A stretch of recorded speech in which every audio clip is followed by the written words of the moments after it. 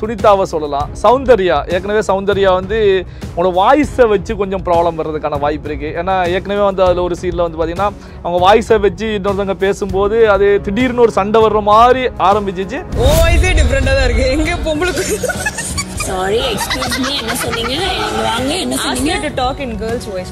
அப்போ என்ன காரணத்துக்காக அங்கே திருமணமாகாத பெண்களை ஃபுல்லாக போடுறாங்க அப்படின்னா அது மட்டும் இல்லை, ஆடை விஷயம்லாம் நீங்கள் பார்த்துருப்பீங்க. ரொம்ப சில பேர் வந்து ஆபாச உடையாக தான் இருக்குது. அதுவும் குறிப்பாக அந்த சுனிதான்றவங்க வந்து பார்த்தீங்கன்னா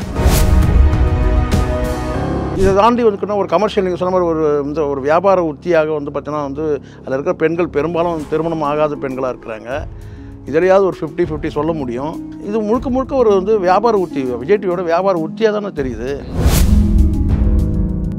நீங்கள் விஜய் சேதுபதி யாருமே லவ் பண்ண முடியாது. இதே சிம்பு வந்திருந்தாங்கன்னா இந்த 9 பெண்களுமே வந்து லவ் ப்ரப்போசல் கொடுத்துருப்பாங்க. அப்போது தனுஷை போட்டுருக்கலாம். தனுஷுக்கு அந்த பவர் கிடையாது. தனுஷ் போட்டோன்னா நீங்கள் ஆன்டிலாம் போட்டுருக்கணும், மேரிட் ஆனவங்கள போட்டிருக்கணும். நீங்கள்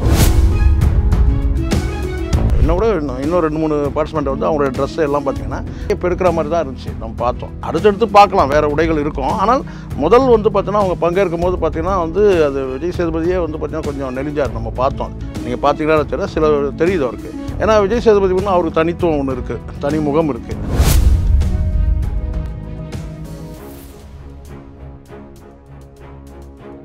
அங்கே போடப்பட்ட ஃபீமேல் வந்து எல்லாமே 30 கீழே இருக்கும்போது அப்பா பொண்ணு அப்படிங்கிற அடிப்படையில் தான் பார்க்க முடியும். ஸோ அது கூட அவங்களுக்கு ஒரு ஃபீலிங்கை க்ரியேட் பண்ணு இல்லையா? என்ன ஒரு 30-35க்கு மேலே யாருமே போடலை, இங்கே நம்மளை போட்டிருக்காங்க. ரஞ்சித்தெல்லாம் வந்து பார்த்தீங்கன்னா ரஞ்சித்தெல்லாம் எதுவுமே பேசாமல் இருக்கிறதுக்கு ரீசன் அதாக கூட இருக்கலாம்.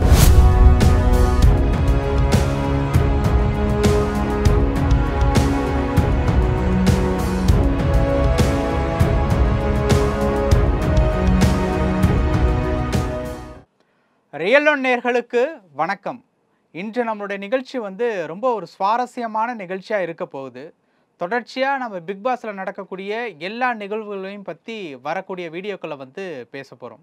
இந்த பிக் பாஸ் 8 அப்படிங்கிற ஒரு நிகழ்ச்சி வந்து நேயர்களுக்கு வந்து ரொம்பவே ஒரு சுவாரஸ்யமான நிகழ்ச்சியாக இருக்க போகுது அப்படிங்கிறதுல எந்தவித சந்தேகமுமே இல்லை. பிக் பாஸ் சீசன் 8 வந்து தொடங்கிய காலகட்டத்திலேருந்தே யார் இந்த ஷோவை வந்து ஹோஸ்ட் பண்ண போகிறாங்க அப்படிங்கிற ஒரு கேள்வி வந்து எல்லார் மனசுக்குள்ளேயுமே இருந்தது. கமல் சார் முன்னாடியே அவருடைய அறிக்கை மூலியமாக சொல்லிட்டாங்க, எனக்கு படப்பிடிப்பிற்கு நேரம் சரியாக இருக்குது, கட்சி பணிகள் இருக்குது, அந்த ஒரு காரணத்தினால வந்து பிக் பாஸ் 8 சீசனை வந்து நான் சரியாக ஹோஸ்ட் பண்ண முடியாது, அதற்குண்டான நேரமும் இல்லை அப்படின்னு சொல்லிட்டாங்க. அதன் பிறகு நடிகர் விஜய் சேதுபதி இதுக்குள்ளே வராரு, நான் தான் அடுத்த ஹோஸ்ட் அப்படின்னு சொல்கிறாங்க. எதிர்பார்ப்பு கொஞ்சம் கொஞ்சமாக அதிகமாகுது. அதில் துவங்கி இன்று பிக் பாஸ் சீசன் 8 வந்து தொடங்கியாச்சு. கிட்டத்தட்ட 18 போட்டியாளர்கள் வந்து இந்த நிகழ்ச்சியில் வந்து கலந்துருக்காங்க. ஸோ அதை பற்றி அதனுடைய தொடக்க விழா எப்படி நடந்திருக்கு, நிகழ்ச்சி எல்லாம் எப்படி வந்திருக்கு அப்படிங்கிறத தான் இந்த வீடியோவில் வந்து பார்க்க போகிறோம். இன்றைக்கி நம்மளுடைய நிகழ்ச்சிக்கு பிக் பாஸான திரு சேகுவார் அவர்கள், ரியல் பாஸான நெல்லை சிவா அவர்கள் இணைஞ்சிருக்காங்க. அவங்கள்ட்ட பல சுவாரஸ்யமான தகவல்களுக்கு பற்றி கேட்டு தெரிஞ்சுக்கலாம். சார் வணக்கம். வணக்கம் சார் வணக்கம். வணக்கம். பிக் பாஸ் சீசன் 8 அதனுடைய இன்ட்ரோ வந்து எப்படி இருக்குது, அதை பற்றி ஃபஸ்ட்டு நம்மளுடைய பிக் பாஸ் சேகுவார் அவர்கள்ட்ட வந்து கேட்கலாம். சார் சொல்லுங்கள் சார். பிக் பாஸை பொறுத்த வரைக்கும் ஏற்கனவே பல சர்ச்சைகள் இருக்குது. சமூகத்துக்கு வந்து இந்த நிகழ்ச்சியால் ஏதாவது பயன் இருக்கா அப்படின்றது ஒரு கேள்வியாக தான் இருக்குது. ஆனால் வந்து அதை பார்ப்பதற்கும் வந்து அதை ரசிப்பதற்கும் ஒரு கூட்டம் இருக்குது. அதை வச்சு தான் அவங்க விஜய் டிவி தொடர்ச்சியாக நடத்திட்டு வராங்க. அது வெற்றிகரமான நிகழ்ச்சியா அல்லது வந்து எந்த அளவுக்கு வெற்றி பெற்று இருக்குது அந்த நிகழ்ச்சின்றதெல்லாம் வந்து ஒரு கேள்வியாக தான் இருக்குது. ஆனாலும் ஒரு முழுக்க ஒரு பொழுதுபோக்கு அம்சமாக அதை பார்க்குறாங்க.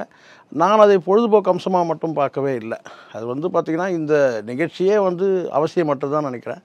பட் இருந்தாலும் எனக்கு என்ன, ஏன் இவ்வளோ ஒரு விளம்பரம், ஏன் இப்படி வந்து பிரபலமாக பேசப்படுது அப்படின்றதுனால நம்ம வந்து அதை கொஞ்சம் கவனிக்க ஆரம்பிச்சிருக்கணும். அதில் நான் என்னுடைய பொறுத்த வரைக்கும் இந்த சீசன் 8 வந்து பெரிய அளவில் வந்து மக்கள்கிட்ட போய் சென்றடையாதுன்றது தான் என்னோடய பார்வை. அதுக்கு குறிப்பாக நான் பார்த்தது என்னென்னா, விஜய் சேதுபதியை தவிர்த்துட்டு வேறு யாரும் அதில் வந்து பார்த்திங்கன்னா வந்து சொல்லும்படியான ஒரு திறமையாளர்கள் யாரும் நான் பார்க்கவே இல்லை. 18 பேர் இருக்கிறாங்க. பெரிய ஒரு என்ன சொன்னால் ஒரு பெருசாக சாதித்தவங்க யாரும் அதில் இல்லை, அல்லது சமூகத்துக்கு வந்து பெரிய ஒரு தாக்கத்தை ஏற்படுத்தக்கூடியவங்க யாரும் இல்லை. ஆனால் 1-2 பேர் வந்து ஒரு தமிழ் பற்றாளர்களாக இருக்கட்டும், அது முத்துக்குமரன் இருக்கட்டும், இன்னும் கூட வந்து சில பேர் இருக்கிறாங்க. பெரிய அளவில் சொல்லக்கூடிய அளவில் இல்லை, சர்ச்சையானவர்கள் கூட தான் இருக்கிறாங்க அதில். ஆனால் வந்து ஒரு அச்சீவ்மெண்ட் பண்ணவங்க, சாதிச்சவங்க இருக்கிறாங்களா, அல்லது ஏதாவது வந்து சமூகத்துக்கு தாக்கத்தை ஏற்படுத்தக்கூடிய நபர்கள் யாராவது இருக்கிறாங்கன்னா இல்லை. அவங்க எல்லாருமே வந்தவங்க எல்லாருமே சொல்லிட்டேன்னா என்னை பற்றி நான் தெரிஞ்சுக்கிறதுக்காக நான் வந்திருக்கேன். அப்போ நாம் எதுக்கு அவங்களுக்கு தெரிஞ்சுக்கணும்? என்னுடைய கேள்வி அதுதான்.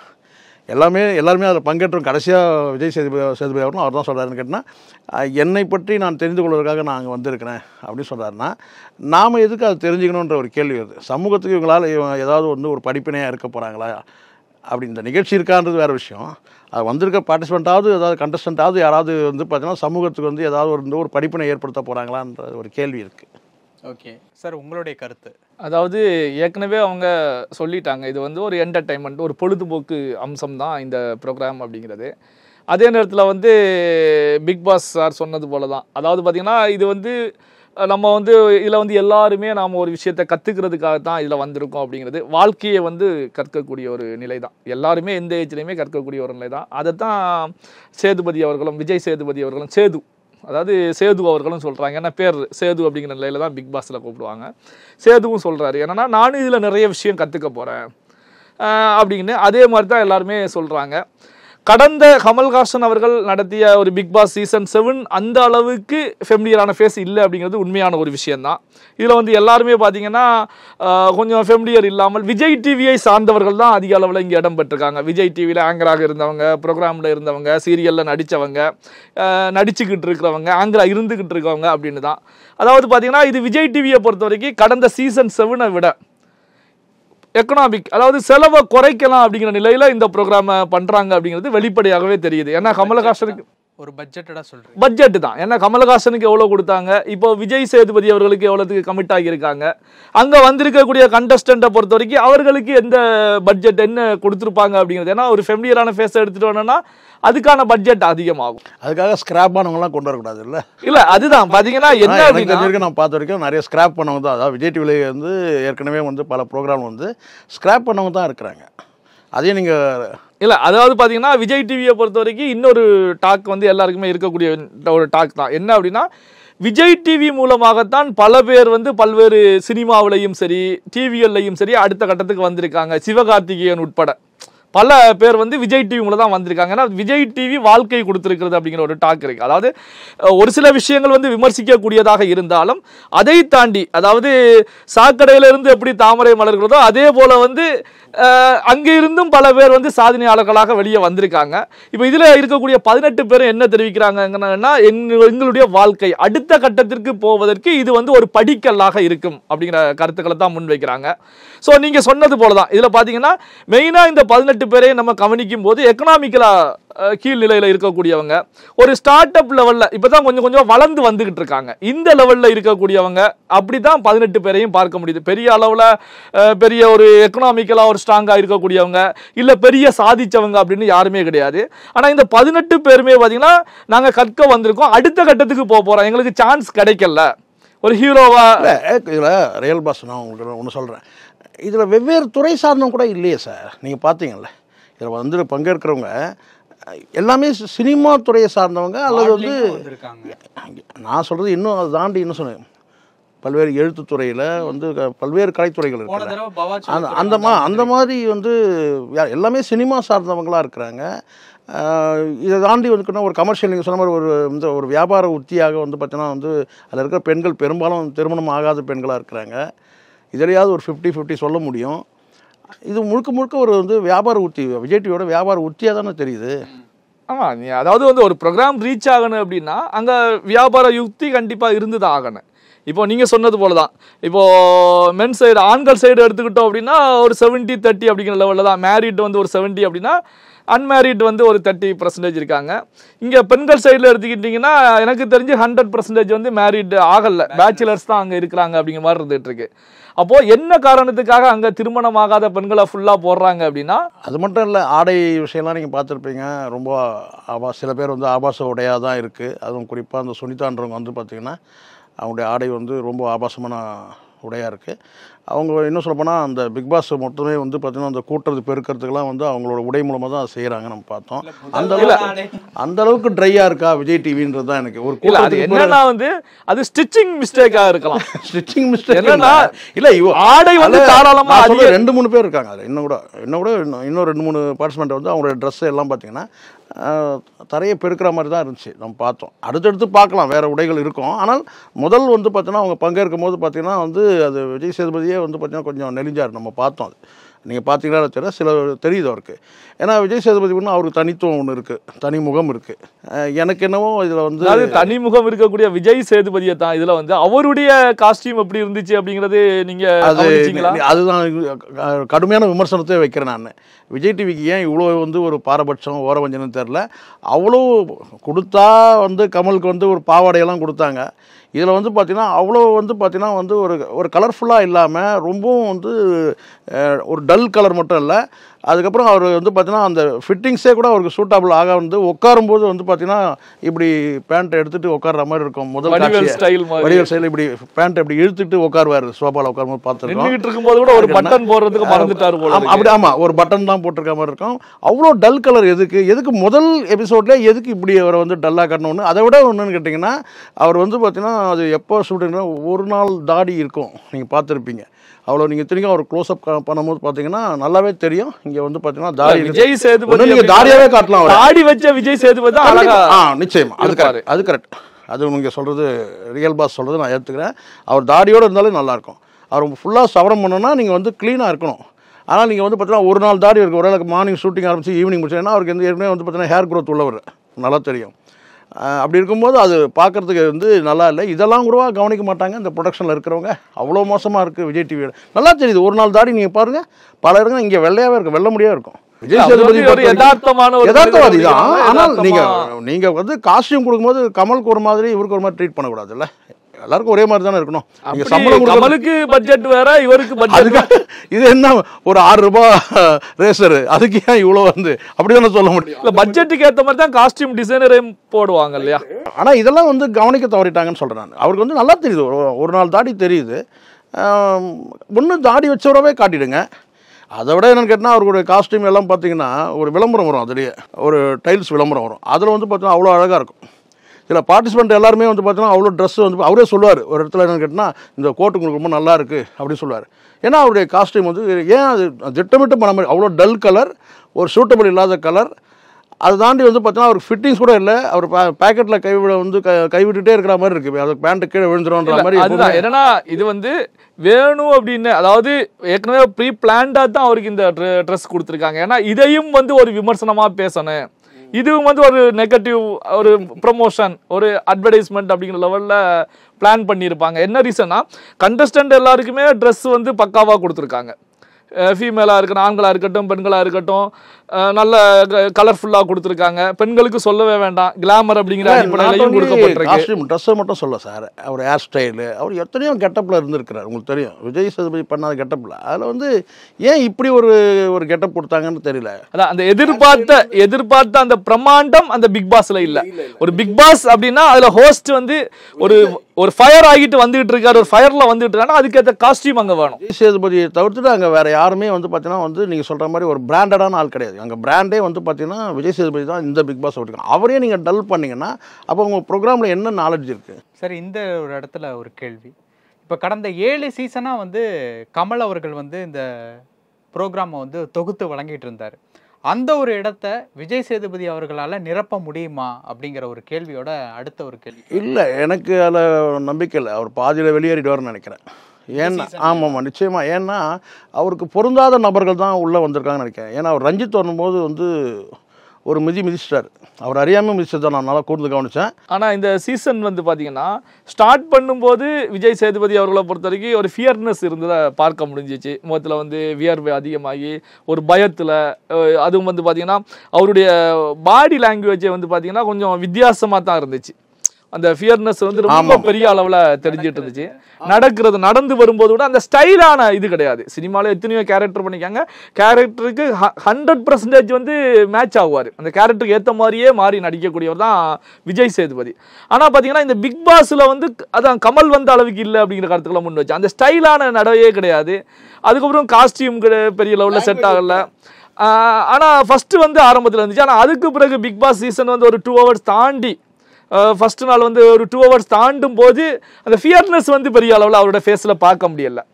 ஓரளவுக்கு வந்து அதில் மிங்கிள்ஸ் ஆகி அடாப்ட் ஆகி போய்கிட்டு இருக்காரு அப்படிங்கிறத தெரிஞ்சுக்க முடிஞ்சிச்சு. பேசும்போதும் வந்து எந்த ஒரு தயக்கமும் இல்லாமல் எந்த விதமான ஃபியர்னஸ் இல்லாமல் போய்கிட்டு இருந்தாங்க. ஆரம்பத்தில் ஒரு 2 hours இருந்ததை தாண்டி அதன் பிறகு அந்த ஃபர்ஸ்ட் நாள் ஒரு பாதிக்கு அப்புறம் பார்த்தீங்க அப்படின்னா என்டர்டைன்மெண்ட் கொஞ்சம் ஜாலியாக எடுத்துகிட்டு போகிறது, பட்டுன்னு கலாய்க்கிறது, அடிக்கிறது, பதில் கொடுக்கறது எல்லாமே வந்து ஸோ அவர்கிட்ட பார்க்க முடிஞ்சிச்சு. இந்த அடிப்படையில் தான் பார்த்தீங்கன்னா அந்த அர்ணவ் வந்து கொஞ்சம் எல்லை மீறி போகும்போது கூட அவர் இறங்கி வந்து தன்னோட இடத்துல கொடுத்து கொஞ்சம் கலாய்ச்ச விஷயம் இது எல்லாமே பண்ணாங்க. கடந்த சீசன்களில் பார்த்தீங்கன்னா கட்டிப்பிடி வைத்தியம் எல்லாமே இருந்துச்சு. சுனிதாவை அவர் கட்டி பிடிச்ச விஷயம், சாச்சனாவை கட்டி பிடித்த விஷயத்தை பொறுத்த வரைக்கும் அப்பா மகள் அப்படிங்கிற நிலையில் இருந்துச்சு. சுனிதாவையும் கட்டி பிடிச்ச விஷயம் இருந்துச்சு. அதுக்கப்புறம் பார்த்தீங்கன்னா விஜய் விஷால் வந்து ஒரு 5 முறை நீங்கள் கட்டி பிடிச்சி இது பண்ணிக்கிறீங்க, 6வது முறைங்கும்போது 6வது முறையும் அங்கே கட்டி பிடிச்சி இது பண்ணார். பட் ஆனால் பார்த்தீங்கன்னா அது பாதிக்கு மேலே கொஞ்சம் அடாப்ட் ஆகிட்டாரு விஜய் சேதுபதி அவர்கள். இதில் தொடர்ந்து ட்ராவல் ஆகுவாங்க அப்படிங்கிறதையும் கொஞ்சம் பார்க்கக்கூடிய லெவலில் இருந்துட்டு அந்த அவ்வளவு சீக்கிரத்தில் இதுல இருந்து வெளியேறுவாரா அப்படின்னா ஒரு கொஸ்டின் மார்க் தான். ஆனால் என்னென்னா பார்த்தீங்கன்னா இந்த பிக் பாஸை பொறுத்த வரைக்கும் இப்போ இதில் வந்து ஒரு உடன்படாத ஒரு விஷயம் அப்படின்னு எடுத்துக்கிட்டா என்னுடைய பார்வையில் அந்த ரூமுக்குள்ளே என்ட்ராகும் போது சென்டரில் ஒரு கோடு போட்டு விட்டாங்க. இந்த பக்கம் அந்த பக்கம் சம்சாரம் மின்சாரம் அப்படின்னு சொல்லி விஷு படத்தில் ஒரே வீடு 2 பிரிவா இருக்கும். அதே சம்சாரம் மின்சாரத்தை வந்து இங்க வந்து ஸ்கிரிப்ட் ரைட்டர் காப்பி அடிச்சிருக்காரு, டைரக்டர் அதை யூஸ் பண்ணிருக்காரு. ஒரே வீட்டுல ஒரு பிக் பாஸ் வீட்டுல ஒரு படத்துல கூட கேஎஸ் ரவிக்குமார் ஒரு கோடு போடுவாரு. அந்த பக்கம் வந்து கிச்சனை வச்சிடலாம், இந்த பக்கம் டாய்லெட்டை வச்சிடலாம், சாப்பிட்றதுக்கு அந்த பக்கம் போகணும், ரெஸ்ட் ரூமுக்கு இந்த பக்கம் வரணும். அவங்க இந்த பிக் பாஸை வந்து அவங்க இது பண்ணும்போது அதுல வந்து அவங்களுடைய கிரியேட்டிவிட்டி ஒரு தவறான பாதையில போயிருச்சா, இல்ல ஒரு கான்ட்ரவர்சியான பிரச்சனை எடுத்து இன்னும் வந்து குடும்பங்களை ஊதி பெருசாக்கலாமா, இன்னும் பெரிய அளவுக்கு. ஏன்னா இவங்க பண்ணும்போது இது குடும்பங்கள்லயும் பெரிய லெவல்ல போய்கிட்டு இருக்கும். கண்டிப்பா நிச்சயமா. சோ அப்போ இத வந்து இந்த ப்ரோகிராம் ரீச் பண்றதுக்கு பெரிய ஒரு கான்ட்ரவர்சியை கிரியேட் பண்ணலாம் கேள்வி. கரெக்ட். இப்போ நான் என்ன நினைச்சேனோ அது பண்ணிட்டீங்க. இது தேவையற்ற வந்து பார்த்தா சர்ச்சையை உருவாக்குறதுக்கு தான் இது நோக்கம். ஏன்னா பெண்களையும் ஆண்களையும் தனித்தனியாக கட்டுறது ரொம்ப ரொம்ப பழமையான ஒரு விஷயம். இங்கே வந்து என்ன கேட்டால் நீங்கள் இந்த கோடு தேவையில்லை, அப்படியே கூட ஒரு அவங்களுக்குள்ளே இருக்கலாம். என்னென்னு கேட்டால் அவங்களுக்கு ஒரு புரிதல் இருக்கலாம். ஆனால் ஒரு கோடை போட்டு நீங்கள் இந்த பக்கம் வரக்கூடாது, நீங்கள் அந்த பக்கம் வரக்கூடாதுன்றது வந்து இது வந்து பார்த்தீங்கன்னா இந்த காலத்துக்கு பொருந்தாது. ஆண் பெண் நீங்கள் பஸ்லேயே ஒன்றா தான் ட்ராவல் பண்ணுறோம், ட்ரெயினில் ஒன்றா தான் ட்ராவல் பண்ணுறோம், அது பர்த்தாக இருந்தால் கூட சரி. அவங்கவுங்க அங்கே இங்கே ஏதோ ஒரு என்ன ஒரு தேவையற்ற ஒரு சர்ச்சை, ஏதோ ஆண் பெண் இந்த ஆணாதிக்கம் பெண்ணாதிக்கம்ன்ற அந்த சர்ச்சையை உருவாக்குறோம், பெண்ணடிமை ஆணாதிக்கம்ன்ற சர்ச்சையை உருவாக்குறவங்களோன்ற சந்தேகம் வருது. ஓகே, இந்த சீசனை பொறுத்த வரைக்கும் போட்டியாளர்கள் எந்த அளவுக்கு வந்து இன்ட்ரெஸ்டடாக இருக்காங்க, அதாவது பார்க்கறக்கூடிய நேயர்கள்? எனக்கு இதில் வந்து ஒருத்தர் 2 பேரை தவிர்த்துட்டு பெரிய அளவில் ஒன்றும் இல்லை சார். எனக்கு தீபக் வந்து நான் பார்க்குறேன், ஓரளவுக்கு கொஞ்சம் இன்ட்ரெஸ்டிங்காக இருக்கார், நிறைய பேசுகிறாரு. அப்புறம் ரவீந்திர, ஆமாம் அது ஒன்று. அதுக்கப்புறம் தமிழ் முத்துக்குமரன் வந்து பேசுனது ரொம்ப பிடிச்சிருந்துச்சு எனக்கு. அவர் பேசுனது எல்லாருக்குமே கூட பிடிச்சிருக்குன்னு நினைக்கிறேன். அதுக்கப்புறம் ரவீந்திரன் வராரு, கொஞ்சம் ரொம்ப கஷ்டப்படுற மாதிரி தெரியுது. இது நம்ம அதிகமாக சொன்னோம்னா அவர் பாடி ஷேமிங் பண்ணுறோன்ற அந்த கட்டத்தில் நம்மளை தள்ளிடுவாங்க. நமக்கு அது அவசியம் இல்லை. ஆனால் ஒரு விஷயம் உறுத்தலாக இருக்குதுன்னு கேட்டால், பெண்கள் தரப்பில் எல்லாருமே வந்து கிட்டத்தட்ட ஒரு அன்மேரிடாக இருக்கிறாங்க. அதில் வந்து பார்த்திங்கன்னா மேக்ஸிமம் வந்து ஒரு 70% வந்து பார்த்திங்கன்னா மேரிடாக இருக்காங்க. இது ஏன் இப்படியான ஒரு இதுன்றது எனக்கு ஒரு கேள்வியாக இருக்குது. இல்லை, அதாவது பிக் பாஸ் அவங்க சொன்னது போல தான். அதாவது வந்து மேரிடான ஆண்கள் இருக்கும்போது இந்த பக்கம் மேரிடான பெண்களுக்கு முக்கியத்துவம் கொடுத்துருக்காங்க. ஏன்னா இந்த பக்கம் வந்து பிலோ 30க்கு கீழே தான் எல்லாரையுமே போட்டிருக்காங்க. அந்த சைடு வந்து ஸோ 40க்கு மேலே இருக்காங்க, 50க்கு மேலேயுமே இருக்காங்க, 50க்கு மேலேயுமே இருக்காங்க. அப்போ 50க்கு மேலே போடும்போது இங்கே அட்லீஸ்ட் 40க்கு மேலே என்னாலும் 2-3 பேரை போட்டிருக்கலாம். ஸோ இங்கே இல்லாமல் போடும்போது என்ன நோக்கத்தோட இவங்க போட்டிருக்காங்க? பெண்கள் மட்டும் பேச்சுலர்ஸாக பார்த்து கொஞ்சம் கிளாமர் அப்படிங்கிற அடிப்படையில் போட்டிருக்காங்க. முத்துக்குமரன் வந்து அக்கான்னு சொல்கிறார் ஜாக்குலின். அக்கான்னு நீங்கள் என்ன சொல்லாதீங்க, அது அவங்களுடைய உரிமை தானே. இல்லை அவங்க சொல்கிறது கேட்டேன். அவர் வந்து அக்கான்றது ஒரு உறவு முறை தானே, அக்கான்னு சொல்லாதீங்கன்ற வார்த்தை சொல்கிறாங்க. ஸோ அப்போ என்ன சொல்லலாம்? ஆன்ட்டின்னு சொல்ல முடியுமா? அப்படின்னு சொல்ல முடியாது. அதுவும் அப்போது அக்கான்னு சொல்கிறது வந்து எனக்கு பிடிக்கல அப்படின்ற இதெல்லாம் இப்போ எதனால் வருது? இதெல்லாம் சரிக்கா அவர் ஒரு யூத்து தான் முத்துக்குமார். ஸோ அப்படி வரும்போது வந்து பார்த்தோம்னா இப்போ இவங்க ஜாக்குலின் என்ன சொல்லுவாங்க? ரவீந்திரனை வந்து பார்த்தீங்கன்னா வந்து அங்கிள்னு சொல்லுவாங்களா? ரவி அப்படின்னு பேசலாம். ரவீந்திரன் சொல்லலாம். அப்போ எப்படி இருக்கும்? ஸோ அப்போ ரவீந்திரன் அதை எப்படி எடுத்துப்பார்? ஸோ இதெல்லாம் கொஞ்சம் சர்ச்சையாக இருக்குது. இதில் வந்து கொஞ்சம் வந்து ஓரளவுக்கு வந்து கேட்டினா அதுதான் இப்போ இங்கே நோக்கம் இவங்களுக்கு என்ன இருக்குன்னு கேட்டிங்கன்னா ஒரு கிளாமராக காட்டணும், எல்லாமே வந்து ரொம்ப யூத்தாக காட்டணும்னு நினச்சிருக்காங்க. அப்படின்னா அவங்க யூத்தாக வந்து பார்த்திங்கன்னா 2-3 பேர் தான் நம்ம சொல்ல முடியும். இந்த வந்து சச்சனா, இன்னும் ஒரு 2 பேர் சொல்ல முடியாது. அதில் அப்படி தான் இருக்கும். அதில் வந்து பார்த்தீங்கன்னா வந்து மேல்லையும் நம்ம சொல்ல முடியும். வந்து ஒரு தம்பி வந்து ஜெஃப்ரி அவர் வந்திருக்கார். அதை தாண்டி பார்க்கும்போது எல்லாமே வந்து ஒரு யூத்தாக காட்டணுன்றது, பெண்கள் சைடில் ரொம்ப யூத்தாக காட்டணுன்ற நோக்கம் வந்து கேட்டிங்கன்னா இப்படி தான். ஒரு டீனேஜ்னு சொல்லிட முடியாது, எல்லாமே அபவுட் 20 தான். பட் 20குள்ளே வந்து 30-35 கூட இருக்க வாய்ப்பு இல்லை. அப்போது அவங்களெல்லாம் வந்து எதுக்காக வேணும்னா இவங்க வந்து அதையும் கூட சில பேர் வந்து உடலை காட்டுற மாதிரி தான் கொண்டு போகிறாங்க. இது எப்படி போகுதுன்னு பார்க்கலாம். எனக்கு என்னவோ இது வந்து கொஞ்சம் நெருடலாக இருக்குது. அந்த சைடில் வந்து பார்த்திங்கன்னா ரஞ்சித்லாம் என்ன பண்ண போகிறாரு தெரில, ரொம்ப கவலை தோய்ந்த முகமாக இருக்குது. இல்லை அவர் வந்து ஏற்கனவே வெளியே நிறைய பண்ணிட்டு தான் உள்ளே வந்திருக்காரு. ஏற்கனவே விஜய் சேதுபதி சொல்லி தான் அனுப்பிச்சி விட்ருக்காரு, உள்ளே போயிட்டு நீங்கள் பண்ணுறத பண்ணுங்க, நடிங்க அப்படின்னு சொல்லி தான் அனுப்பிச்சி விட்ருக்காரு. அவர் இன்னும் இப்போ தானே ஆரம்பிச்சிருக்காரு. ஏற்கனவே வந்து சிந்து நதி ரஞ்சிதா தான் நான் இருப்பேன் அப்படிங்கிற மாதிரி சொல்லிட்டு வந்திருக்காரு. என்னை பொறுத்த வரைக்கும் அங்கே கவுண்டம்பாளையம் ரஞ்சிதா மாறிடுவார். இந்த 2-3 நாளையில் கவுண்டம்பாளையம் ரஞ்சிதா அவர் மாறுவார். ரவீந்திரன் ஏற்கனவே விஜய் சேதுபதி சொல்லிட்டாரு, நீங்கள் ஒரு பிஸ்னஸ் மேனுங்கிறத காமிக்கிறீங்க அப்படின்னு. ஃபஸ்ட்டு அந்த பிக் பாஸுக்குள்ளே என்ட்ராகி ஒரு குண்டை தூக்கி போட்டு அதிர்ச்சியை கிளப்பினவர் ரவீந்திரன் தான். என்ன அப்படின்னா இப்போ வந்து இந்த யாருக்கு எந்த செக்ஷன்னு பிரிக்கிறதுல வந்து அடுத்து வரக்கூடியவங்க என்ன முடிவெடுப்பாங்கன்னு தெரியல அப்படின்னு சொல்லி திடீர்னு அதில் ஒரு சின்ன பிரச்சனையை உருவாக்கினவர் ரவீந்திரன் தான். ரவீந்திரன் இனி வரக்கூடிய நாட்களில் பண்ணுவார். ஆனால் நீங்கள் சொன்னது போல தான் ரவீந்திரன் வந்து பார்த்தீங்கன்னா உள்ள வரும்போதே பெரிய அளவில் மூச்சு வாங்க ஆரம்பிச்சிருச்சு அவருடைய உடல் வாகு. அதுதான் சார், நம்ம சொன்னோம்னா பாடி இல்லை சார், நம்ம பாடி ஷேவிங் பண்ணுறன்ற மாதிரி நம்மளை கொண்டு போயிடுவாங்க சார். எனக்கு தோணுது என்னென்னு கேட்டிங்கன்னா அவர் ஒருவேளை எலிமினேட் ஆகிற மாதிரி கொண்டு போயிடுவாங்கன்னு நினைக்கிறேன். லாஸ்ட்டு உள்ளது மாதிரி அவரே எகிரி குதிச்சு ஓடிடுவார். ஏன்னா அந்த மாதிரி இருக்குது. அவருக்கு பொருந்தாத மனிதராக நான் பார்க்குறேன். இப்போ எப்படி பாபா செல்லதுரை எப்படி அந்த அவராக வெளியே போனார், அந்த மாதிரியான ஒரு சூழ்நிலைக்கு இவரை தள்ளிடுவாங்கன்னு நான் நினைக்கிறேன் அநேகமாக. ஆனால் நான் தனிப்பட்ட முறையில் அந்த மனிதர் நான் எதுவும் நான் சொல்லலை. ஆனால் அப்படி ஒரு சூழ்நிலை, ஏன்னா அவர் முடியல நம்ம பார்க்குறோம். அதனால் வந்து அவருக்கு பொருந்தாதுன்னு நினைக்கிறேன். 106 நாட்கள்ன்றதுலாம் ரொம்ப ரொம்ப வாய்ப்பு ரொம்ப கம்மி. வெற்றி அடையட்டும், அது வேறு விஷயம். ஆனால் இதில் வந்து பார்த்தீங்கன்னா அவர் எலிமினேட் அதாவது பண்ண மாட்டாங்க, அவரே போயிடுவாருன்னு நினைக்கிறேன். இல்லை ஆனால் வந்து பார்த்தீங்கன்னா பிக் பாஸை பொறுத்த வரைக்கும் 24 ஹவர்ஸுக்குள்ளே ஒரு ஆளை எலிமினேட் பண்ணணும் அப்படிங்கிறதா விஜய் சேதுபதி. அது நிச்சயமாக ரவீந்திரன் இருக்க மாட்டார் சார், அப்படி தான் நான் நினைக்கிறேன். அது நிச்சயமாக இருக்காரு. அர்ணவா இருக்கலாம்னு நினைக்கிறேன், டவுட்டாக இருக்கு. ஆனால் பார்த்தீங்கன்னா இந்த எபிசோடில் ஜாக்குலின் தானே ரொம்ப ஓவராக பேசுகிறாங்க, எனக்கு இது செட் ஆகல உடன்பாடு இல்லை அப்படிங்கிற ஒரு விஷயத்தை தான் மறுபடியும் சொல்லிட்டு இருக்காங்க. நீ இப்படி தான் இருக்கணும் அப்படின்னு ஆர்டர் இல்லை. முத்துக்குமார் கேட்குறாருல, நீங்கள் என்ன காரணம்னு கேட்குறாரு, காரணம் சொல்லணும்ல. இல்லை அது என்னுடைய உரிமை அப்படிங்கிறாலும் என்ன டிசிஷன் பண்ணிட்டாங்க. நான் சேர்ந்து ஒரு டீமாக ஒரு டிசைட் பண்ணுற டீமில் நான் அப்போ இல்லை. இப்போ வரும்போது ஸோ அவங்க எடுத்த முடிவுக்கு நான் ஒபே பண்ண முடியாது. சரி, அப்போ எல்லாரும் ரிசீவ் பண்ண பிக் பாஸ் ஏன் வந்து ஜாக்குலின் ரிசீவ் பண்ணவே இல்லை? அங்கே ஒரு கேள்வி இருக்குல்ல. கடைசி கண்டஸ்டன்ஸ் அப்படிங்கிற ஒரு காரணத்தை கண்டஸ்டன்ட் கூட வந்து பார்த்தா பிக் பாஸ் பேசியிருக்கணும்ல. அப்போ பேசியிருந்தா அவங்க சொல்லியிருப்பாங்கல்ல. அதுக்கு முன்னாடியே பிக் பாஸ் வந்து பார்த்தா ஒன்லி ரிசீவ் பண்ணவங்க மட்டும்தான், ஒரே ஒரு வார்த்தை மட்டும் தான் சொல்கிறார், வெல்கம் பண்ணுறவர். ஆனால் மற்றவங்க கிட்ட வந்து பார்த்தீங்கன்னா நிறைய பேசியிருக்காரு. ஆனால் ஏற்கனவே சொல்லியாச்சு. என்ன கேட்டால் இது முடிவாக சொல்லும் போது தான் எனக்கு ஒரு இது தோணுது. அதாவது ஃபர்ஸ்ட் நாள் ஒரு இன்ட்ரோ அப்படின்னு வச்சுக்கலாம். பிக் பாஸ் ரூமுக்குள்ளே எல்லாரும் வர்றாங்க. அங்கே பிக் பாஸே வந்து விமர்சன பொருளுக்கு தானே உள்ளாகிறாரு, விமர்சனத்துக்கு தானே உள்ளாகிறாங்க. ஏன்னா ஒரு வரவேற்பு அப்படின்னா எல்லாரையுமே வரவேற்கணும். இந்த பிக் பாஸ் வாய்ஸ் வந்து பார்த்தீங்கன்னா ஒரு சிலரை வரவேற்கிறது, ஒரு சில எனக்கு ஒரு கரெக்ட். நீங்கள் ஒன்று இன்னொரு விஷயம் பார்த்தீங்கன்னா, நீங்கள் இங்கே விஜய் சேதுபதி கூட மேடையில் ஏற்றும் போது எல்லாரையும் மேடையில் ஏற்றலை. அதாவது கேட்டால் குறிப்பிட்ட சில பேர் வந்து பார்த்தீங்கன்னா மேடையில் ஏற்றாமல் ஆரம்பத்தில் ஃபேமிலி சொல்கிறேன் நான். ஸோ மேடையில் ஏற்றும் போது எல்லாரையும் ஏற்றணும்ல. ஒரு குறிப்பிட்ட ஒரு 6-7 பேர் மட்டும்தான் இவர் வந்து முதல் பண்ண ஆரம்பத்தில் இருந்து. அதுக்கப்புறம் போக போக வந்துன்னு கேட்டால் மேடையில் ஏற்றல. ஒருவேளை இன்ஸ்ட்ரக்ஷன் அவருக்கு வந்திருக்குமா என்னன்னு தெரியல. அடுத்தது மேடையில் ஏற்றவே இல்லை. அதையும் நம்ம பார்க்குறோம். அதே மாதிரி பிக் பாஸோட வந்து ஒரு பார்ஷியாலிட்டி நம்ம பார்த்தோம். எல்லாருக்கும் ஒரே மாதிரியான ஒரு வெல்கம் கொடுக்கணும்ல. அது அது அந்த வெல்கம் வந்து பார்த்தீங்கன்னா ஒவ்வொருத்தருக்கும் ஒரு விதமாக இருந்துச்சு.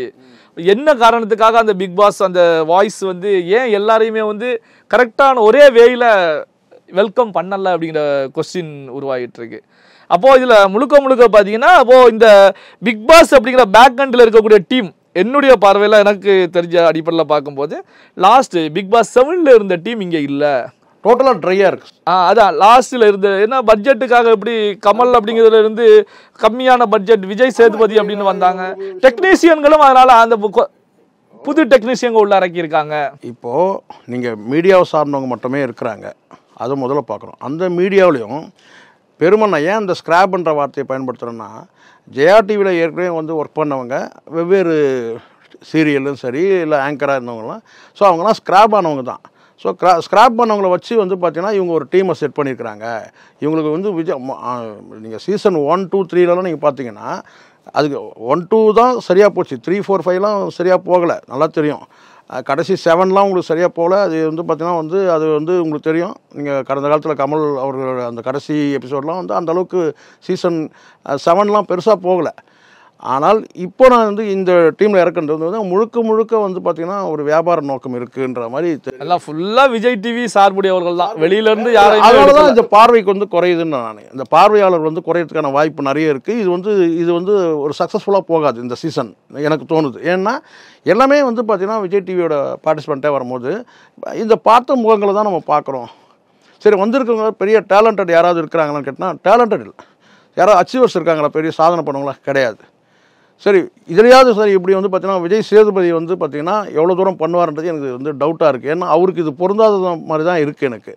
இதில் ஒரு கேள்வி என்ன அப்படின்னு பார்க்கும்போது, இதுக்கு முன்னாடி நடந்த சீசன்ஸ் எல்லாத்துலேயுமே வந்து அபோவ் 50 அந்த ஏஜில் வந்து ஃபாத்திமா பாபு, போன சீசனில் வந்து விஷித்ரா, இவங்க எல்லாருமே இருந்தாங்க. அந்த மாதிரி ஏஜ் குரூப்பில் இருக்கிறவங்க யாருமே இந்த சீசனில் இல்லை. ஒருவேளை இப்போ நம்மக்கிட்ட வந்து அந்த போட்டியாளர்களை வந்து அறிமுகப்படுத்தாமல் இனி வரும் காலங்களில் அந்த வைல்ட் கார்டு கண்டஸ்டண்ட்டாக யூஸ் பண்ணலாம் அப்படிங்கிற அளவுக்கு அந்த மாதிரி யாராவது இருக்காங்களா, இல்லை யாருமே இல்லாமல் போகிறதுக்கு உண்டான வாய்ப்புகள் இருக்கு? இல்லை, இதுவே வந்து பார்த்தீங்கன்னா வந்து ஒரு வெற்றிகரமாக இதை கொண்டு போனோம்னா ஆரம்பத்திலே இதை கொண்டு வந்துடணும்ல. பார்வையாளர்கள் வந்து பார்த்தீங்கன்னா இப்போ எல்லாருமே இந்த பார்வையாளர் வந்திருக்கிறவங்க வந்து பார்த்தீங்கன்னா விஜய் சேதுபதிக்காக வேணால் அந்த பார்வையாளர் வரலாம். நீங்கள் சொல்ல மாதிரி அபோவ் 50 கூட இருக்கலாம். ஆனால் இப்போ இருக்கிற வந்து பார்த்திங்கன்னா இந்த விமன் கண்டஸ்டன்ட் பார்க்கும்போது பார்த்திங்கன்னா பார்வையாளர்கள் வந்து பார்த்தீங்கன்னா ஒரு யூத் தரப்பில் வந்து பார்த்தீங்கன்னா பெரிய ஈர்ப்பு ஏற்படுதுன்னு எனக்கு. அப்படின்னா இவங்க என்ன கேட்டிங்கன்னா வந்து இன்னும் கொஞ்சம் பெரிய டேலண்டட் யாராவது ப்ரூவ் பண்ணவங்க இல்லை சினிமா வட்டாரத்தை வந்து யாராவது கொண்டு வந்திருக்கலாம். இது முழுக்க சினிமா வட்டாரம் கூட இருக்கிற மாதிரி தெரியல. இதில் எல்லாமே வந்து பார்த்திங்கன்னா வந்து டிவி சீரியல்.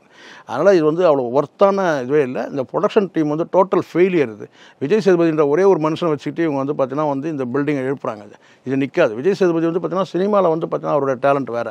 இதில் வந்து குறைஞ்சபட்சம் அவருடைய காஸ்டியூமில் கூட கவனம் செலுத்தவே இல்லை. இவங்க ஒரு ₹6 வச்சு வந்து பார்த்தீங்கன்னா சவரம் பண்ணிக்கலாம். அதை வச்சு கூட பார்த்தீங்கன்னா ஒரு ரேசர் வாங்கி கொடுத்தா கூட வரல. அதில் கூட இவங்க கவனம் செலுத்தவே இல்லை. அதனால் வந்து பார்த்தீங்கன்னா டோட்டல் வேஸ்ட்டு. சண்டை கோழியாக யார் இருப்பாங்கன்னு நினைக்கிறீங்க போட்டியாளர்களில்? சண்டை கோழினா அதில் வந்து இருக்குது எனக்கு தெரிஞ்சிருக்கும் தீபக் வந்து கொஞ்சம் டென்ஷன் ஆகிறவர். ரவீந்திரனும் சொல்லவே வேண்டாம். 2 பேரும் வேணா வந்து பண்ணலாம். இல்லை அர்ணவ் வந்து கொஞ்சம் வித்தியாசமாக பேசினார். ஸோ அதனால் இந்த 3 பேர் சண்டை கோழியாக இருக்கலாம். பெரும்பாலும் விமன் சைடில் வந்து பார்த்தீங்கன்னா ஜாக்லின் ஆரம்பிச்சிட்டாங்க. ஸோ அதுக்கப்புறம் வந்து பார்த்தீங்கன்னா இன்னும் கூட அதில் 2 பேர் வந்து வாய்ப்பு இருக்குது. ஆனால் அது வந்து போக தான் தெரியும். ஆனால் எனக்கு தெரிஞ்ச வரைக்கும் எனக்கு கேட்டிங்கன்னா வந்து ரவீந்திரன், ரஞ்சித் வந்து பெருசாக சண்டை போட மாட்டான்னு தெரியல. அவரால் வந்து பார்த்தீங்கன்னா வெளியில் தான் சாதி பிரச்சனை, உள்ளே எதுவும் இருக்காதுன்னு நினைக்கிறேன் அநேகமாக. இங்கே வந்து என்னென்னா அதுலேயும் அவர் ஏற்கனவே அனுபவம் இருக்குன்னு சொல்லிட்டு தான் உள்ளே போய் அது வந்து இந்த ரஞ்சித்தை போட்டிருக்கு, அந்த ரஞ்சித்தையும் போட்டிருந்தா பெரிய லெவலில் இருந்திருக்கும், எதிர்பார்த்துருக்கலாம். 2 ரஞ்சித் அப்படின்னா இன்னும் பிரமாண்டமாக பிக் பாஸ் 2 பேரும் உள்ளே போட்டிருந்தாங்கன்னு கேட்டிங்கன்னா பெரிய சாதி கலவராக இருக்கும். உள்ளேயும் ஆயிருக்கும் வெளியே ஆயிருக்கும். உள்ளே ஆயிருக்கும் வெளியும் ஆயிருக்கும். வேற லெவலில் போயிருக்கும். அதையாவது செஞ்சுருக்கலாம் இவ்வளோ பண்ணுவாங்க. ரியல் பாஸ், உங்களுடைய கருத்து யார் சண்டைக்கோழியான போட்டியாளராக இருப்பாங்க? மென் சைடும் சரி, உமன் சைடும் சரி. இல்லை, இப்போது பார்த்ததில் வந்து இப்போது ஃபஸ்ட் நாள் இதில் பார்த்தீங்கன்னா பெண்கள் சைடு ஜாக்குலின் தான் கொஞ்சம் அதிகமாக பேசிகிட்டு இருக்காங்க. ஸோ என்னென்னா வந்து அவங்களுக்கு வந்து இது கம்ஃபர்டபுளாக இல்லை, என்னுடைய உரிமை பறி போயிடுச்சு, உரிமைக்காக போராடக்கூடிய ஒரு பெண்மணியாக வந்து அவங்களுடைய ரோல் வந்து அங்கே இருந்துட்டு இருக்கு. அதுக்கப்புறம் பார்த்தீங்க அப்படின்னா வந்து சுனிதாவை சொல்லலாம். சௌந்தர்யா, ஏற்கனவே சௌந்தர்யா வந்து உங்களோட வாய்ஸை வச்சு கொஞ்சம் ப்ராப்ளம் வர்றதுக்கான வாய்ப்பு இருக்குது. ஏன்னா ஏற்கனவே வந்து அதில் ஒரு சீனில் வந்து பார்த்தீங்கன்னா அவங்க வாய்ஸை வச்சு இன்னொருத்தவங்க பேசும்போது அது திடீர்னு ஒரு சண்டை வர்ற மாதிரி ஆரம்பிச்சிச்சு. ஆனால் அதோடைய ஸ்டாப் ஆயிடுச்சு. அதனால் இந்த சௌந்தர்யா வந்து சண்டை போகிறதுக்கான காரணங்கள் இருக்குது. ஏன்னா அவங்கள விமர்சனம் பண்ணும்போது, அவங்களோட வாய்ஸை விமர்சனம் பண்ணும்போது அங்கே சண்டைகள் கிரியேட் ஆகுது. பிக் பாஸோட வாய்ஸ் வச்சு ஒப்பிட்டாங்க. ஆமாம், பிக் பாஸோட வாய்ஸை வச்சு ஒப்பிடும்போது ஆமாம் போல்டானுக்கு அப்போ ஸோ அதில் வந்து பிரச்சனைகள் வர்றதுக்கான வாய்ப்புகள் இருக்குது. இங்கே ஆண்கள் அப்படின்னு சொல்லி எடுத்துக்கிட்டா ஏற்கனவே பிக் பாஸ் சொன்னது போல தான். ரவீந்திரன் ஏற்கனவே கடந்த பிக் பாஸ் 7 எல்லாம் வந்து வெளியில் ரிவ்யூ எழுதியே பெரிய அளவில் ஃபேமஸ் ஆகி விஜய் சேதுபதியே சொன்னார், நீங்கள் அதை வச்சு தானே அதிகமாக சம்பாதிச்சிங்க, நீங்கள் ஒரு பிஸ்னஸ் மேன்னு சொன்னீங்க. அப்போ பார்த்தீங்கன்னா அப்போ அந்த பிஸ்னஸ் மேன் ஏற்கனவே ரிவ்யூ எழுதினவரால் அங்கே சும்மா இருக்க முடியாது. அப்போ இங்கேயும் பார்க்கும்போது அங்கே ரிவ்யூ எழுதின ஐடியா அடிப்படையில் இங்கே பெரிய அளவில் விமர்சனங்களை முன்வைப்பாங்க. அப்போ ரவீந்திரனுடைய வாய் சும்மா இருக்காது அப்படிங்கிறது இப்போ ஆரம்பத்திலே தெரிஞ்சிருச்சு. அது ஏதாவது ஒன்று பேசிக்கிட்டு தான் இருக்கும். இல்லை ஏசி கூட போட மாட்டாங்களான்னு தெரியல. ரவீந்திரனுக்கு ஸ்வெட்டிங் அதிகமாகிட்டே இருக்குது. ஸோ ஏசி கூடவா இருக்காது அப்படின்றது ஒரு கேள்வியாக இல்லை. அவரை பொறுத்த வரைக்கும் ஏற்கனவே சொன்னது போல தான், ஒவ்வொரு மனிதர்களுக்கு ஒவ்வொரு உடல் ஒவ்வொரு விஷயங்கள் இருக்கும். அங்கே இருக்கக்கூடிய ஏசி இந்த ரெக்கார்டிங் பர்பஸுக்காக கொஞ்சம் ஏசியுடைய இது கம்மியாக இருக்கலாம், அது அவருக்கு போதாத மாதிரி இருக்கும். அதான் சொன்னலையா, இங்கே நிறைய இந்த பிக் பாஸில் வந்து டெக்னிக்கல் இஷ்யூ ப்ராப்ளங்கள் வந்து அன்னீசியாக ரவீந்திரன் வந்து ரொம்ப அன்னீசியாக நம்ம ஆடியன்ஸ் மத்தியில் வந்து வியூவர்ஸுக்கிட்ட ஒரு அன்னீசி தெரியுது. அவருடைய அன்னீசி வந்து நம்ம பார்க்குற நமக்கு வந்து கஷ்டமாக தெரியுதுன்ற நான். ரொம்பவும் பிரீத்திங் அதிகமாக இருக்குது. ஏன் இப்படி ஒரு இல்லை, நான் எப்படி பார்க்குறேன் அப்படின்னா அபவ் 50க்கு மேலே அங்கே இருக்கக்கூடியவங்களை பொறுத்த வரைக்கும் அங்கே போடப்பட்ட ஃபீமேல் வந்து எல்லாமே 30 கீழே இருக்கும்போது அப்பா பொண்ணு அப்படிங்கிற அடிப்படையில் தான் நான் பார்க்க முடியும். ஸோ அது கூட அவங்களுக்கு ஒரு ஃபீலிங்கை கிரியேட் பண்ணு இல்லையா. என்ன ஒரு 30-35க்கு மேலே யாருமே போடலை, இங்கே நம்மளை போட்டிருக்காங்க. ரஞ்சித்தெல்லாம் வந்து பார்த்தீங்கன்னா ரஞ்சித்தெல்லாம் எதுவுமே பேசாமல் இருக்கிறதுக்கு ரீசன் அதாக கூட இருக்கலாம். நமக்கு ஈக்குவலண்டான ஆர்டிஸ்ட்டை வந்து ஆப்போசிட்டில் போடலை, ஃபீமேலில் கிடையாது, எல்லாம் சின்ன பொண்ணுங்களா தூக்கி போட்டிருக்காங்க. நம்ம போய் அந்த பொண்ணுங்கள்கிட்ட ஏதாவது பேசும்போது வெளியில் வேறு விதமான விமர்சனங்கள் வெளியே வரும். அதுவும் எல்லாமே பேச்சுலர்ஸாக இருக்காங்க, சின்ன பொண்ணுங்களா இருக்காங்க. நம்மளை கம்பேர் பண்ணும்போது நம்ம ஏஜை கம்பேர் பண்ணும்போது ஸோ சின்ன பொண்ணுங்களா இருக்காங்க. செலெக்ஷனே அங்கே தப்பு. அதான் சொல்லலை. அதாவது ஏஜ் வந்து இங்கே என்ன ஏஜ் வைஸாக எடுக்காங்க அதுக்கேற்ற ஏஜ் வைஸாக அங்கே போட்டிருக்கணும். இங்கேயும் 40-50ல் ரெண்டு பேரை போட்டிருக்கலாம். ஸோ அப்போ வந்து பார்த்தீங்கன்னா இங்கே செலெக்ஷனே வந்து இங்கே தவறு நடந்திருக்கு. இல்லை 100% அது வந்து என்ன விஜய் சேதுபதியை செலக்ட் பண்ணதே வந்து எனக்கு அதில் வந்து இதில் வந்து பார்த்தீங்கன்னா இப்போ இந்த மாதிரி ஒரு சின்ன ஒரு விஷயம் சொல்கிறேன், யாரும் சிரிக்கலன்னு நான் சொல்கிறேன். இந்த இடத்துல வந்து விஜய் சேதுபதி வந்து பார்த்திங்கன்னா இந்த இளம் பெண்கள் பங்கேற்கக்கூடிய பங்கேற்கக்கூடிய கண்டஸ்டண்ட்டாக வந்து பங்கேற்கக்கூடிய இந்த சூழலில் சிம்பு இருந்தால் ரொம்ப சரியாக இருந்திருக்கும். இல்லை இளம் பெண்கள் இல்லை, ஆண்டிகளை போட்டிருந்தாலும் சிம்பு இருந்திருந்தா பெரிய அளவில் களை கட்டி இருக்கும். இப்படி சொன்னீங்கன்னா இப்படி நீங்கள் ஒரேடியாக இப்படி போட்டு அடிச்சிங்கன்னா நான் ஏதோ என் தம்பின்றதுக்காக நான் சொல்கிறேன். என்னென்னா அவனை எல்லாரும் லவ் பண்ணிடல. நான் என்ன சொல்ல வந்து நீங்கள் சொல்லுங்கள். இந்த இப்போ நான் இப்போ இருக்கிற இந்த 8 பெண்கள் தானே, 8 பெண்கள் வந்து 9 பேர் இருக்காங்க. 9 பெண்கள் வந்து பார்த்தீங்கன்னா நீங்கள் விஜய் சேதுபதி யாருமே லவ் பண்ண முடியாது. இதே சிம்பு வந்திருந்தாங்கன்னா இந்த 9 பெண்களுமே வந்து லவ் ப்ரப்போசல் கொடுத்துருப்பாங்க. ஏன்னா அந்தளவுக்கு வந்து சிம்புக்கு வந்து அந்த கிராவிட்டி அந்த ஈர்ப்புத்தன்மை உண்டு. இப்போ விஜய் சேதுபதி அந்த விஷயத்தில் ஒன்றும் பண்ண முடியாது. இந்த பஞ்சாயத்து வேணால் பண்ணலாம். அவர் இருந்தார்னா ரொம்ப சர்ச்சை கூட ஆகாது. யார் சிம்பு இருந்தார்னா இந்த பெண்கள்கிட்ட வந்து பார்த்திங்கன்னா வந்து அவர் பேசுகிற விதமாக பேசினார்னா இவங்க சைலண்ட் ஆகிடுவாங்க. இதுதான் உண்மை நான் சொல்கிறது. ஏன்னா சிம்புக்கு வந்து அந்த பவர் இருக்குது, விஜய் சேதுபதிக்கு அந்த பவர் கிடையாது. அப்போது தனுஷை போட்டுருக்கலாம், தனுஷுக்கு அந்த பவர் கிடையாது. தனுஷ் போட்டோன்னா நீங்கள் ஆன்டிலாம் போட்டுருக்கணும், மேரிட் ஆனவங்கள போட்டிருக்கணும். நீங்கள் மேரிட் ஆனவங்கள போட்டிருந்தாருன்னா அவங்களுக்குள்ளே ஏதாவது பிரச்சனை இருந்துச்சுனாக்கா அவர் கேட்டு வந்து ஏதாவது பிரச்சனை இங்கே மட்டும் பிரச்சனையா இல்லை வீட்டில் ஏதாவது பிரச்சனைனா அந்த பஞ்சாயத்து அவர் பண்ணியிருப்பார். இல்லை இப்போ சிம்பு தனுஷ் அப்படின்னா ஏஜ் பெரிய இது கிடையாது, 2 வரைக்கும். நான் சொல்கிறது டைவர்ஸ் பிரச்சனை சொல்கிறேன் நான். ஏதாவது டைவர்ஸ் பிரச்சனைனா அவருக்கு வந்து பேசி அது வந்து கேட்டால் சுமூகமாக முடிக்கலாம், ஏதாவது செய்யலாம். நான் சொல்கிறது என்னன்னா எல்லாமே அன்மேரிடும் போது பார்த்தீங்கன்னா சிம்புவை போட்டிருந்தாங்கன்னா அங்கே பெரிய இப்போ ஜாக்லின்லாம் பிரச்சனையே வராது. அந்தளவுக்கு வந்து சிம்புவுக்கு வந்து அந்த பவர் இருக்குது. ஸோ விஜய் சேதுபதி வந்து பொருத்தமாக இல்லைன்றது தான் என்னுடைய பார்வை. ஓகே சார், இப்போது 2 பேர்கிட்டையுமே வந்து ஒரு கேள்வி.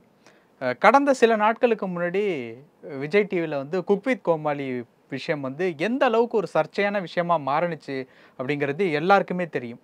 அதில் குறிப்பாக சொன்ன ஒரு விஷயம் வந்து ப்ரோக்ராமிங் டீம் வந்து முன்ன அளவுக்கு இப்போ இல்லை, அவங்க சேஞ்ச் பண்ணாதான் ஒரு பெரிய ஒரு இந்த ஒரு விஷயம் தப்பாக போனதுக்கு உண்டான காரணமாக அமைஞ்சிருக்கு அப்படின்ட்டு வந்து சொன்னாங்க. இங்கேயும் அந்த மாதிரியான தவறுகள் நடப்பதற்கு உண்டான வாய்ப்புகள் எதுவும் இருக்கா? நிச்சயமாக இருக்குது. ஏன்னா இந்த ப்ரொடக்ஷன் டீமே வந்து எனக்கு தெரிஞ்ச தகவல் நான் சொல்கிறேன். விஜய் டிவியில் இருந்து ஏற்கனவே இருந்த ப்ரொடக்ஷன் டீமில் இருந்தவங்க பாதிக்கும் மேலே வந்து வெளியேறி வேறு ஒரு சேனலுக்கு போயிட்டாங்க, சேஞ்ச் ஆகிட்டாங்க. இப்போ ப்ரொடக்ஷன் டீம் வந்து ரொம்ப வீக்காக இருக்குன்றதை நம்ம தெரிஞ்சுக்க முடியும். சின்ன சின்ன விஷயங்கள் கூட அவங்க தவறு பண்ணியிருக்காங்க. நான் நிறைய விஷயங்களை அடுக்க முடியும். நீங்கள் முதல்ல வந்து நீங்கள் காஸ்டியூம் செலக்ட் பண்ணுறீங்களா, அதுலேயும் நீங்கள் கோட்டை விட்டீங்க.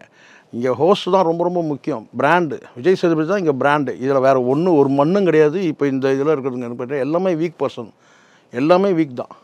யாருமே வந்து பார்த்தீங்கன்னா ஒரு எந்த விஷயத்திலும் ஒரு சவுண்டான ஆட்கள் யாருமே இல்லை. அப்போ முழுக்க முழுக்க விஜய் சேதுபதி தான் இருக்குன்னா அந்த விஜய் சேதுபதிக்காக நீங்கள் வந்து காஸ்டியூம் விஷயத்தில் வந்து நீங்கள் வந்து அவருடைய மேக்கப் விஷயத்தில் ரொம்ப கவனக்குறைவாக வந்திருக்காங்க. ரொம்ப கவனக்குறைவாக வந்திருக்காங்க.